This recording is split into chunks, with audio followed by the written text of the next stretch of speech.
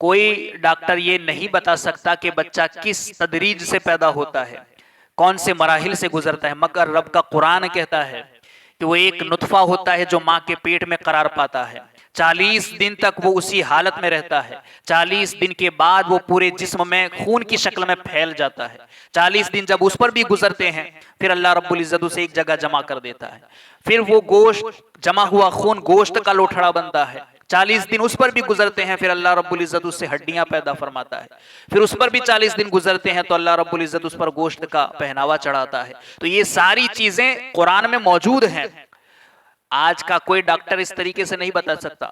تو ہمیں تو اللہ رب العزت نے اتنی بڑی نعمت یہ کتاب کی شکل میں دی ہے، ہمیں اسی میں غور و فکر کرنا چاہیے اور اسی کو پڑھ کر ہمیں ہدایت حاصل کرنا چاہیے۔ ہم دنیا کی طرح طرح کی ٹھوکریں کھا کر ادھر ادھر گھومتے ہیں، اگر انسان غور اور سمجھ لے غور و فکر کر کے کہ یہی کتاب ہدایت ہے اور اسی کو پڑھ کر ہمیں کامیابی ملے گی اور اسی کو پڑھ کر ہمیں ہدایت ملے گی، تو بہت کچھ حاصل کیا جا سکتا ہے۔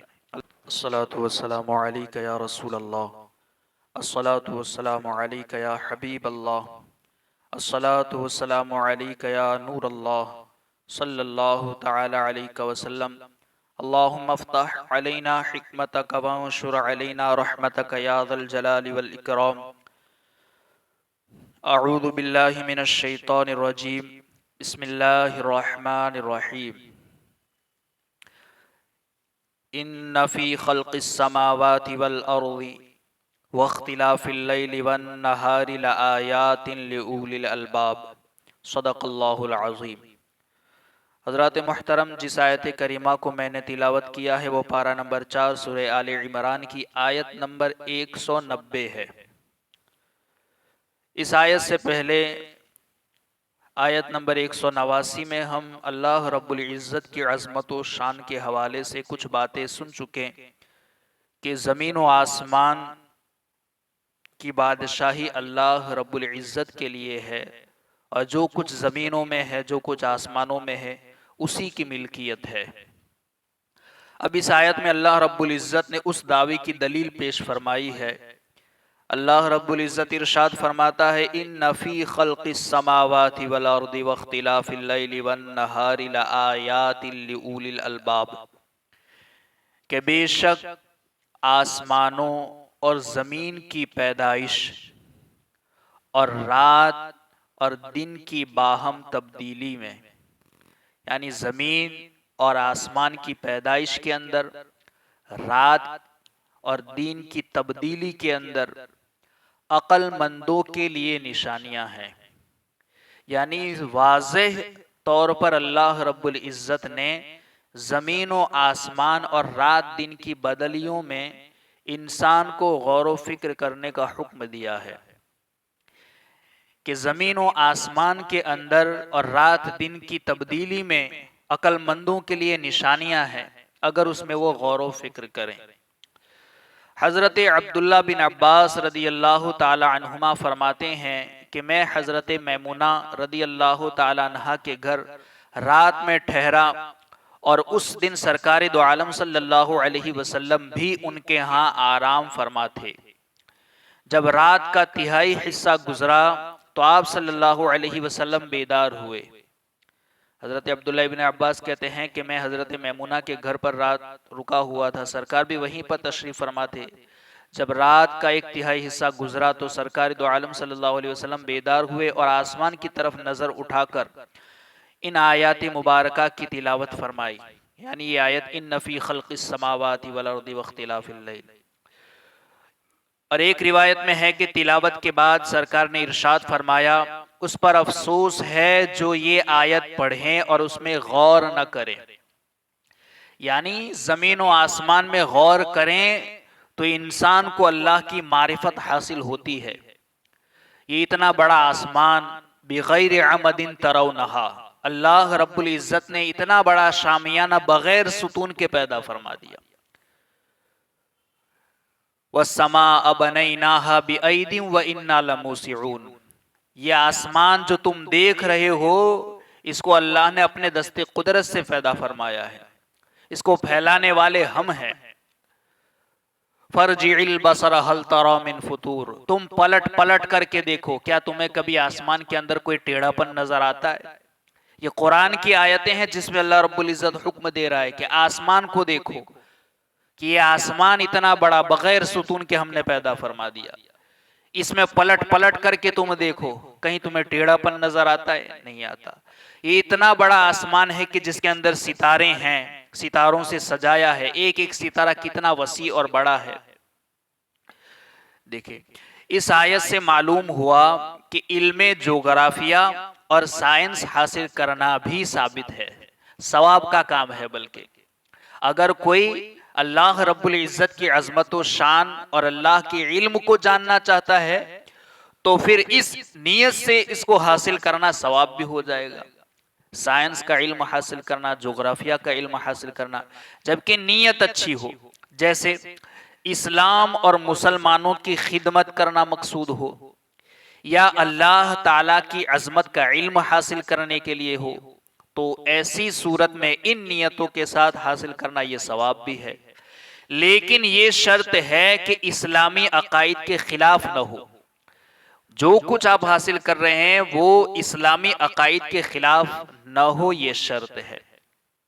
تو اس آیت مبارکہ میں آسمان و زمین کی تخلیق میں قدرت الہی کی نشانیوں کا فرمایا گیا ہے، لہذا اسی کے پیش نظر اس تفکر کی ایک جھلک آپ کے سامنے پیش کرتے ہیں۔ یعنی یہاں ایک بات ذکر کی ہے امام غزالی کے حوالے سے، اور اس آیت کے اندر جو ہمیں آسمانوں کے اندر، زمین کے اندر غور و فکر کرنے کا جو حکم دیا جا رہا ہے، اسی کی ایک جھلک ہے اس بات کے اندر۔ فرماتے ہیں کہ امام غزالی رحمۃ اللہ تعالی علیہ فرماتے ہیں، قدرت الہی کی چھٹی نشانی آسمانوں، ستاروں کی مملکت اور ان کے عجائب میں ہے۔ اللہ کی قدرت کی چھٹی نشانی کس میں ہے؟ آسمانوں میں، ستاروں کی مملکت اور ان کے عجائب میں ہے۔ کیونکہ جو کچھ زمین کے اندر اور روئے زمین پر ہے وہ سب کچھ اس کے مقابلے میں کم ہے۔ یعنی جو کچھ ہم زمین میں دیکھ رہے ہیں یا زمین کے اوپر دیکھ رہے ہیں وہ آسمان اور ستاروں کے مقابلے میں بہت کم ہے۔ بہت کچھ اگر دیکھنا ہے تو وہ آسمانوں میں ہے، جو غور و فکر کرتے ہیں اور خلا میں جاتے ہیں وہاں تو دیکھتے ہیں۔ آج تو دنیا چاند تک پہنچ گئی ہے تو وہ محسوس کرتے ہیں کہ اوپر کیا، آسمانوں میں کیا کچھ ہے۔ تو آسمان اور ستاروں کے عجائب میں تفکر کرنے کے لیے قرآن پاک میں تنبیہ فرمائی گئی، بلکہ قرآن کے اندر ایسی آیتیں ہیں جس میں یہ کہا گیا، حکم دیا گیا ہے کہ تم غور و فکر کرو۔ چنانچہ ارشاد فرمایا گیا وَجَعَلْنَا السَّمَاءَ سَقْفًا مَحْفُوظًا وَهُمْ عَنْ آيَاتِهَا مُعْرِضُونَ، اور ہم نے آسمان کو ایک محفوظ چھت بنایا اور وہ لوگ اس کی نشانیوں سے منہ پھیرے ہوئے ہیں۔ آسمان کو دیکھو تو صحیح، ہم نے محفوظ ایک چھت بنائی ہے مگر لوگ اس سے منہ پھیرے ہوئے۔ دیکھیں گے تو اللہ کی معرفت حاصل ہوگی۔ اللہ ارشاد فرماتا ہے لَخَلْقُ السَّمَاوَاتِ وَالْأَرْضِ أَكْبَرُ مِنْ خَلْقِ النَّاسِ وَلَكِنَّ أَكْثَرَ النَّاسِ لَا يَعْلَمُونَ، بے شک آسمانوں اور زمین کی پیدائش آدمیوں کی پیدائش سے بہت بڑی ہے۔ زمین کی پیدائش اور آسمان کی پیدائش آدمیوں کی پیدائش سے بہت بڑی ہے، لیکن بہت لوگ نہیں جانتے۔ یعنی زمین و آسمان کے اندر غور و فکر کرو، انسان خود کی پیدائش کو اگر غور و فکر کرے، خود کی زندگی کے اندر یا خود کے جسم کے اندر، تو اسے بہت کچھ حاصل ہو جائے گا۔ اگر انسان اپنی زندگی میں اپنے ہی اندر غور کر لے کہ ایک انسان ایک نطفے سے، پانی کے ایک قطرے سے اللہ رب العزت نے پورا وجود بخشا ہے۔ وہ پانی کا ایک قطرہ، ناپاک قطرہ، جب ماں کے رحم میں قرار پایا، کئی دنوں تک رہا، پھر وہ خون کی شکل میں پورے جسم میں پھیلا رہا، پھر اللہ رب العزت نے اسے ایک جگہ جمع فرمایا، پھر وہ جمع ہوا خون بن گیا، پھر وہ گوشت کا لوٹھڑا بن گیا، پھر اس سے اللہ رب العزت نے ہڈیاں پیدا فرمائی، پھر ان ہڈیوں پر گوشت چڑھایا، اور اس کے بعد پھر ایک شکل دی، اور پورا پروسیس ہونے کے بعد 8-9 مہینے کا وقت گزرنے کے بعد اللہ رب العزت نے اسے پیدا فرمایا۔ اب اس کا یہ بچپنا ہے، چھوٹا سا ہے، دودھ پیتا ہے، چھوٹی چھوٹی آنکھیں ہیں، کان ہیں، منہ ہے، اللہ رب العزت نے اسے دودھ کے ذریعے غذا دی، پھر وہ بچپنے سے نکل کر کے لڑکپن میں آیا، لڑکا بنا، پھر جوانی کی دہلیز پر پہنچا، پھر بڑھاپے کو پہنچا، پھر اللہ رب العزت نے جب وہ موت طاری ہوئی پھر وہ خاک کا ڈھیر بن گیا قبر کے اندر۔ تو ایک پانی کے قطرے سے لے کر کے خاک کا ڈھیر بننے تک انسان اپنے سفر میں غور کر لیا اگر اپنی زندگی میں، پھر یہ دیکھے کہ اللہ رب العزت نے یہ بھی تو کہا ہے سنوریہم آیاتنا فی الآفاق وفی انفسہم، کہ اگر لوگ اپنے اندر بھی غور کریں گے تو انہیں اللہ رب العزت کی معرفت حاصل ہوگی۔ اور یہی وجہ ہے کہ دن بدن انسان جب اپنے جسم کے اندر غور و فکر کرتا ہے تو اسے نئی نئی تحقیق معلوم بھی ہوتی ہے۔ ایک زمانہ ایسا تھا کہ لوگ شوگر اور بلڈ پریشر کی بیماری کو پہچان نہیں پاتے تھے کہ یہ شوگر کی کون سی بیماری ہے، بلڈ پریشر یا کس وجہ سے لاحق ہوتا ہے، اس کا علاج کیا ہے۔ مگر جب غور و فکر کیا گیا، انسان اپنے جسم میں غور و فکر کرنے لگا تو اس نے اس کا علاج بھی پا لیا، اس نے وہ بھی ڈھونڈ لیا کہ کس وجہ سے وہ لاحق ہوتی ہے۔ ایک ایسی بیماری تھی جسے اس زمانے میں جیسے چیچک کی بیماری، اس کا علاج نہیں تھا، مگر آج غور و فکر کرنے کے بعد لوگوں نے اس کا علاج بھی ڈھونڈ لیا ہے۔ ایسی بہت سی بیماریاں ہیں، کینسر جیسی بیماری جو جان لیوا، جسے لاحق ہو جاتی وہ انتقال کر جاتا تھا، مگر آج اس کا علاج بھی انسان نے غور و فکر کر کے ڈھونڈ لیا ہے۔ ایسی بہت ساری چیزیں ہیں جو انسان نے اپنے اندر غور و فکر کرنے کے بعد اسے تلاش کر لی ہے۔ جیسے کہ آپ دیکھیں دل کے اندر پہنچنے والی 4 رگیں اگر بلاک ہو جاتی ہے، خون نہیں پہنچ پاتا، تو پہلے اس وجہ سے انسان مر جاتا تھا، مگر آج اس کا علاج موجود ہے۔ انسان نے یہ غور و فکر کے ذریعے یہ تحقیق کر لیا اور معلوم کر لیا ہے کہ کچھ رگیں پیر کی پنڈلیوں کے اندر ایسی زائد موجود ہوتی ہیں کہ جنہیں نکال کر کے دل کے اندر وہاں اسے جوڑ کر کے خون پہنچایا جا سکتا ہے، جسے آج ہم بائی پاس سرجری کے نام سے جانتے بھی ہیں، لوگ کرتے ہیں، اور اس طریقے سے علاج لوگوں نے ڈھونڈ لیا ہے۔ تو اور بھی بہت کچھ ہے جو انسان اگر اپنے اندر غور و فکر کرے تو بہت سی چیزیں معلوم ہو سکتی ہے۔ جیسے کہ پہلے زمانے میں اگر بچہ ماں کے پیٹ میں آڑا ہو جاتا تھا تو ماں بھی مر جاتی تھی، بچہ بھی مر جاتا تھا، کیونکہ اس کا علاج پتا نہیں تھا، مگر آج آپریشن کے ذریعے اس کو بچایا جا سکتا ہے، ماں کو بھی بچایا جا سکتا ہے۔ تو اس طریقے سے بہت سی ایسی چیزیں ہیں، آج ٹیکنالوجی کا زمانہ ہے۔ ایک خون کے قطرے سے پتہ لگایا جا سکتا ہے کہ اس کے جسم میں جو یہ بیماری لاحق ہوئی ہے وہ کس سبب سے ہے، اس کے جسم میں تناؤ کیوں ہے، اسے ایسا کیوں ہو رہا ہے۔ ایک خون کے قطرے سے پورے جسم کی جانچ کر لی جاتی ہے کہ اس میں کیا پرابلم ہے۔ تو جیسے جیسے انسان غور و فکر کرتا چلا جاتا ہے، نئی نئی تحقیق معلوم ہوتی چلی جا رہی ہے۔ اسی طریقے سے آسمان و زمین کے اندر بھی ہے کہ تم غور و فکر کرو۔ پہلے لوگ ناممکن سمجھتے تھے خلا میں جانا، آسمانوں میں جانا، مگر آج ممکن ہے کیونکہ لوگ جاتے ہیں۔ آج زمین کے اوپر ہم چیزوں کا بوجھ محسوس کرتے ہیں، چیزوں کا وزن محسوس کرتے ہیں، مگر تحقیق کرنے والوں نے یہ تحقیق کی ہے کہ ایک حد کے بعد اگر ہوا سے باہر جایا جائے تو کسی چیز کا وزن نہیں ہوتا، زمین پر اس چیز کا وزن محسوس ہوتا ہے، مگر زمین سے 200 میل کی دور تک ہوا ہے، اس کے باہر ہوا نہیں ہے۔ تو اسی لیے لوگ اگر جاتے ہیں آسمان کا سفر کرتے ہیں تو پھر آکسیجن وغیرہ ساتھ میں لے کر کے جاتے ہیں۔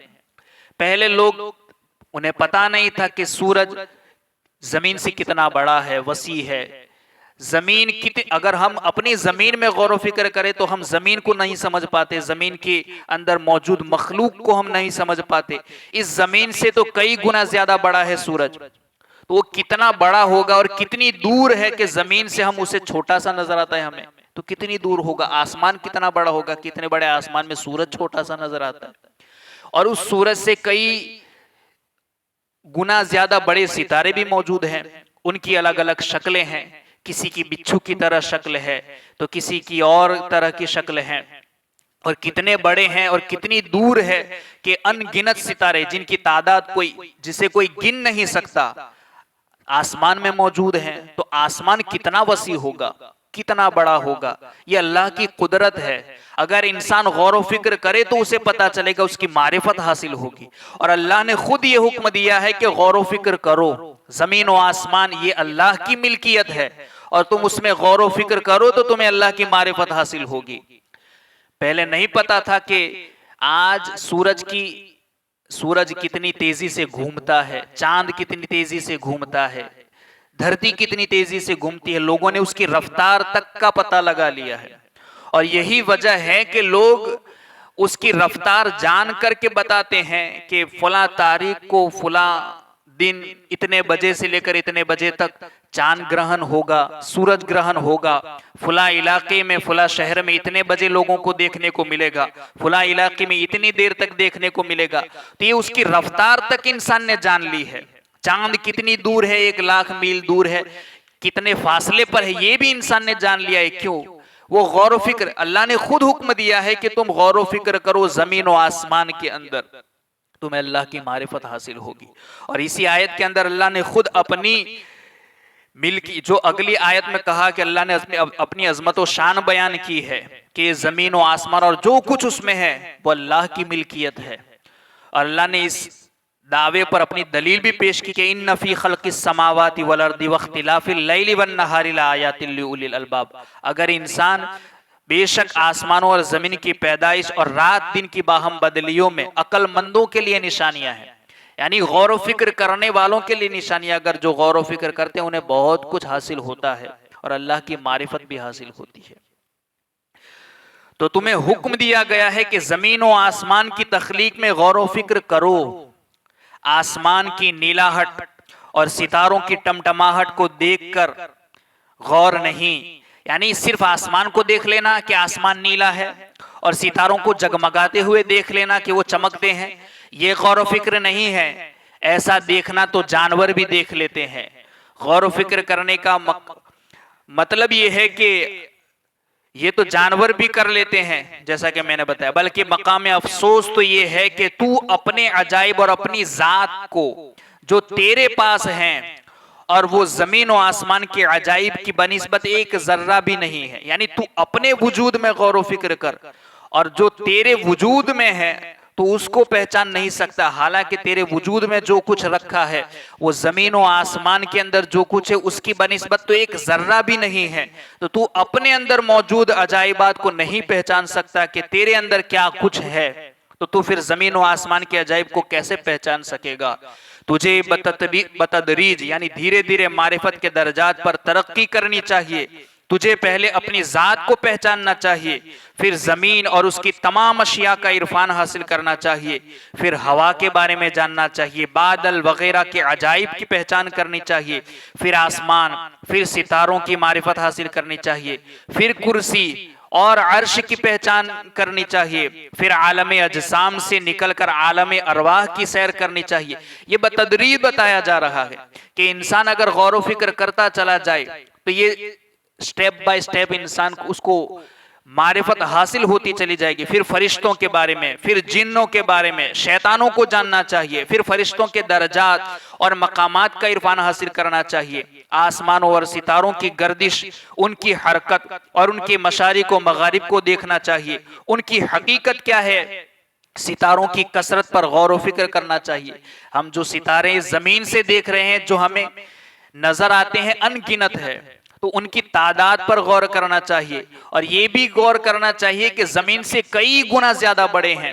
تو زمین سے اتنی دور ہمیں اتنے سے نظر آتے ہیں, تو یہ آسمان کتنا بڑا ہوگا. آسمان اتنا بڑا ہوگا تو ساتوں آسمان کی وسعت کیا ہوگی, پھر اللہ کی کرسی کی وسعت کیا ہوگی, اور جب کرسی کی وسعت کو ہم نہ سمجھ سکے اللہ کے عرش کی وسعت کیا ہوگی. تو یہ غور و فکر کرنے سے اللہ کی معرفت حاصل ہوگی. انہیں کوئی بھی شمار نہیں کر سکتا ستاروں کو, ان میں ہر ستارے کا رنگ مختلف ہے, ستاروں کے رنگ بھی جدا جدا ہے, کچھ چھوٹے ہیں کچھ بڑے ہیں, پھر ان میں سے ہر ایک کی شکل بھی جدا جدا ہے. مثلا کچھ بیل کی شکل کے ہیں, کچھ بچھو کی شکل کے ہیں. پھر انسان ان کی مختلف حرکات پر غور کرے, کئی ایک ماہ میں سارے آسمان کو طے کر جاتے ہیں, یعنی ان کی پھر ان کا گھومنا کئی ایسے ستارے ہیں جو کئی مہینے لگاتے ہیں پورا آسمان گھومنے کے لیے، کچھ سال بھر لگا دیتے ہیں، کچھ ستارے ایسے جن کو سال بھر لگ جاتا ہے، اور کئی انہیں طے کرنے میں 12 سال لگاتے ہیں، کئی ستارے 30 سالوں میں سارے آسمانوں کی گردش پوری کرتے ہیں، اور اکثر ستارے 30,000 سال میں سارے آسمانوں کی مساحت طے کرتے ہیں۔ جب تو نے زمین کے کچھ عجائبات کو جان لیا تو یہ بھی سمجھ لیں کہ عجائبات کا فرق ہر ایک چیز کی شکل کے اختلاف کے مطابق ہوتا ہے۔ یعنی جب تو زمین میں غور و فکر کرے گا اور جان لے گا تو ہر چیز کی شکل اور اس کا مختلف ہونا یہ اس کے مطابق ہوتا ہے، کیونکہ زمین اگرچہ اتنی وسیع ہے کہ کوئی اس کی حد کو نہیں چھو سکتا، ہم زمین کا اندازہ نہیں لگا سکتے کہ یہ کتنی بڑی ہے، اتنی وسیع ہے کہ کوئی اس کی حد کو چھو نہیں سکتا، مگر سورج زمین سے بڑا ہے تو اس کی حد کو کیسے چھوا جا سکتا ہے؟ اس سے معلوم ہو جانا چاہیے کہ آفتاب کتنا دور ہے جو اتنا چھوٹا نظر آتا ہے۔ جب زمین کی حد کوئی چھو نہیں سکتا، اتنی وسیع ہے، تو سورج تو زمین سے بہت زیادہ بڑا ہے، تو یہ اندازہ لگا لینا چاہیے کہ یہ زمین سے کتنا دور ہے کہ ہمیں چھوٹا سا نظر آتا ہے۔ یہ بھی معلوم ہوا کہ وہ کتنی تیزی سے حرکت کرتا ہے کہ آدھی ساعت میں آفتاب کا تمام گھیرا زمین سے نکلتا ہے، اور یہ بھی معلوم ہوا کہ وہ کتنی تیزی سے گھومتا ہوگا کہ مختصر سے آدھی ساعت کے اندر صبح جب وہ نکلتا ہے تو تھوڑے سے وقت کے اندر ایسے روشنی ظاہر ہوئی پھر پورا سورج نکل جاتا ہے، تو وہ کتنی تیزی سے گھومتا ہوگا، حالانکہ وہ زمین سے بہت زیادہ بڑا ہے۔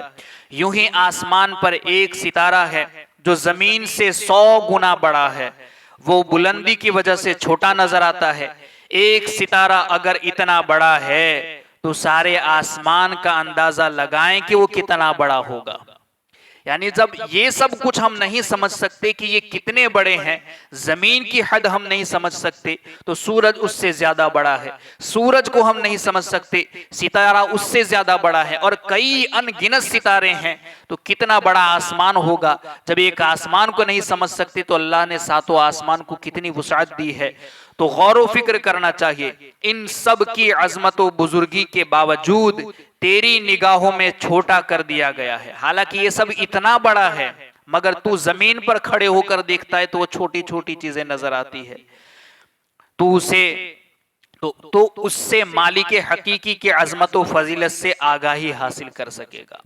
جب تو یہ سب کچھ سمجھے گا اور دیکھے گا کہ اتنا سب کچھ ہے اور اتنا وسیع ہے اور اتنا بڑا ہے، تو یہ آسمان کتنا بڑا ہوگا، یہ ایک آسمان اتنا بڑا ہے، 7 آسمان کی وسعت کیا ہوگی؟ 7 آسمان کی وسعت نہیں سمجھ سکتے تو اللہ کی کرسی کی وسعت کیا ہوگی؟ کرسی کے بعد عرش کی وسعت کیا ہوگی؟ اور ان سب کو پیدا کرنے والے اللہ رب العزت کی عظمت و شان اور اس کی فضیلت کا عالم کیا ہوگا؟